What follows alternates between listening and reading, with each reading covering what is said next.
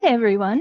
Today's video is going to be just a tad shorter, but I wanted to touch on something that, again, I often run into when I'm talking with people about some of the different diagnoses or even trauma in a person's past, or, some of those things that really affect how we act or react in the present.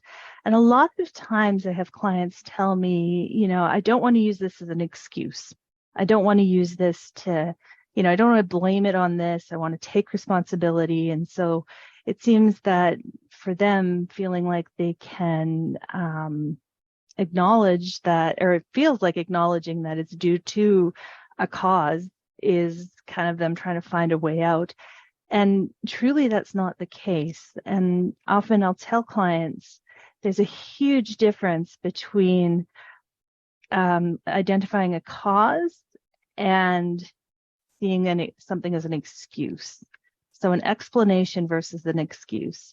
An explanation is saying, okay, yes, this is why this has happened, but it doesn't mean I get to stay this way. It means I get to work on it.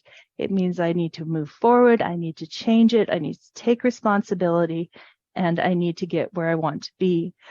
And using or having an explanation as to why everything started or ended up where it was is okay. It's fine. Sometimes saying, yeah, I have ADHD. It's made it really hard for me in these kind of areas.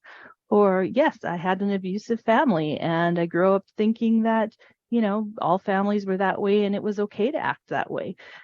That's okay to acknowledge. What's not okay is to turn it into an excuse, which basically means, yes, it's this way because this thing happened or because of this diagnosis, and you just have to put up with the way I am because I can't change it.